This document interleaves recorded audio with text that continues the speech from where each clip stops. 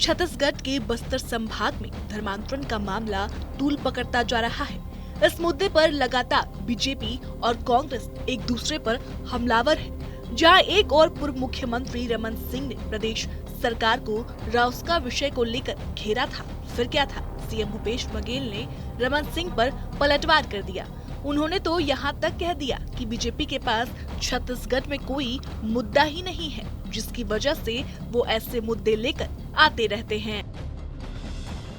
यह राष्ट्रीय सुरक्षा कानून न होकर यह कांग्रेस सुरक्षा कानून है। कांग्रेस को सुरक्षा देने के लिए कानून बनाया गया। मैं सीधा आरोप लगा रहा हूँ, ये कांग्रेस सुरक्षा कानून है।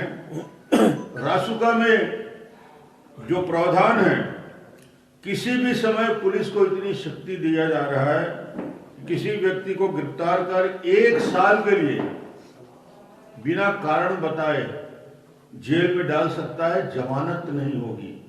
वो मीडिया कर्मी हो, राजनीतिक दल का कार्यकर्ता हो, आंदोलन करने वाले कर्मचारी अधिकारी हो, या जो कांग्रेस जिसको निशाना बनाना चाहती है वो तत्व हो।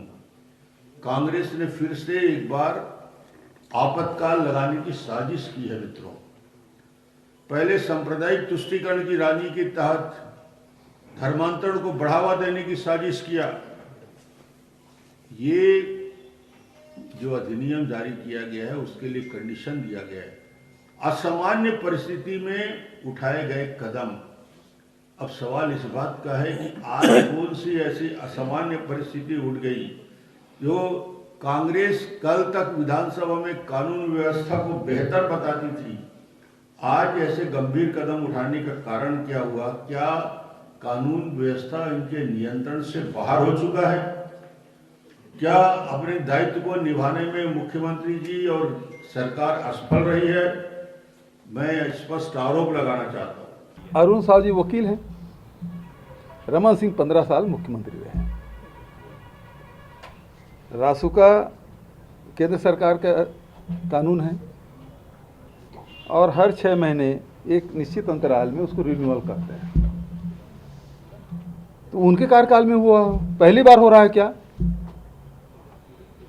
4-6 महीने कुछ अंतराल रहता, मुझे जानकारी भी नहीं थी। मैं भी पूछ रहा था भाई कि क्योंकि उस दिन भी कुछ पत्रकार पूछ रहे थे, तो क्योंकि मुझे जानकारी थी नहीं। और ये अपने आप रिन्यूअल होते रहता है, 6 महीने के अंतराल में फिर से देते हैं। और हर प्रदेश में होता है। कौन से प्रदेश में नहीं हुआ है बताइए? इनके भारतीय जनता पार्टी शासनकाल में शासित राज्यों में नहीं है क्या? क्योंकि केंद्र का कानून है और उसको हर 6 महीने में डीएम को ये अधिकार दिया जाता है, तो उसी तहत दिया गया है। तो इसमें है तौबा क्यों मचा रहे हैं भाई? ये लोगों के बीच में भ्रम फैलाने, यही मैं कह रहा हूँ कि ये भारतीय जनता पार्टी हर वो चीज़ को लोगों के बीच में ऐसे परोसना चाहते हैं जैसे कोई पहली बार हो रहा है, नया हो रहा है। हमने कोई विधानसभा में कोई कानून पारित किया है कि मंत्रिमंडल का कोई फैसला है, उसके बारे में बात करें। ये तो रिन्यूअल है और उसकी कॉपी निकाल के दे देते हैं। दिसंबर में हुआ, अरे दिसंबर तो 6 महीने पूरा हुआ, कर दिए रूटीन में। तो उसमें है तब मजा, मतलब इनके पास कोई मुद्दा रहा नहीं है, तो ऐसे कुछ चीज़ें ला दें जिसके बारे में न जानते हों और उसके माध्यम से बोले कि देखो तुम्हारे खिलाफ रासुका लगा रहे हैं। किसके खिलाफ रासुका लगा है भाई बताइए?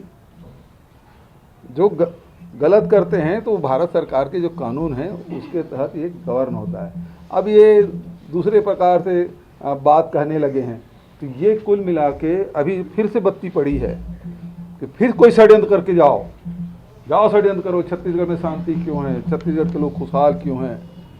छत्तीसगढ़ में अमन चैन क्यों है? सब वर्गों में समृद्धि कैसे आ रही है? ये भारतीय जनता पार्टी बिल्कुल पच ही नहीं रहा है और इस कारण से नए नए शिगुफा, नए नए षड्यंत्र इस प्रकार से काम कर रहे हैं। दरअसल पूर्व मुख्यमंत्री रमन सिंह ने प्रदेश सरकार को राउस्का विषय को लेकर घेरा था। साथ ही साथ रमन सिंह ने कहा था कि राज्य में बीजेपी की सरकार आने के बाद धर्मांतरण के खिलाफ कानून लेकर आएगी। रमन सिंह के बयान पर पलटवार करते हुए मुख्यमंत्री भूपेश बघेल ने कहा कि बीजेपी और डॉक्टर रमन सिंह ने मूर्खता की पराकाष्ठा को पार कर दिया है। वो लोगों को गुमराह करने में लगे हुए हैं और धर्मांतरण से जोड़कर पूरे विषय को देख रहे हैं। सीएम बघेल यही नहीं रुके, उन्होंने आगे कहा कि रासुका को हर 3 महीने में नोटिफिकेशन करने का प्रावधान है। पूर्व मुख्यमंत्री डॉक्टर रमन सिंह के समय में भी यहाँ नोटिफिकेशन किया जाता था। उन्होंने कहा कि पूर्व मुख्यमंत्री डॉक्टर रमन सिंह 15 साल मुख्यमंत्री रहे और उनके प्रदेश अध्यक्ष अरुण साव हाई कोर्ट के वकील रहे हैं। उन्हें इस बात को समझना चाहिए कि हमने केवल एक प्रक्रिया की है और उन्होंने मानसिक दिवालिया होने की भी बात कह डाली। आगे उन्होंने कहा कि रासुका केंद्र सरकार का कानून है और अगर इससे इतनी ही परेशानी है तो खत्म करवा दें। आपको बता दें, इस साल छत्तीसगढ़ में चुनाव होने वाले हैं, जिसको लेकर दोनों पार्टियों के नेताओं में जुबानी जंग जारी है। माना जा रहा है कि बीजेपी धर्मांतरण के मुद्दे को चुनाव में बघेल सरकार के खिलाफ हथियार की तरह इस्तेमाल करेगी और सत्ता में वापसी की कोशिश करेगी। अब देखना अहम होगा कि बीजेपी इस मुद्दे को सरकार के खिलाफ इस्तेमाल करने में कितना कामयाब होती है।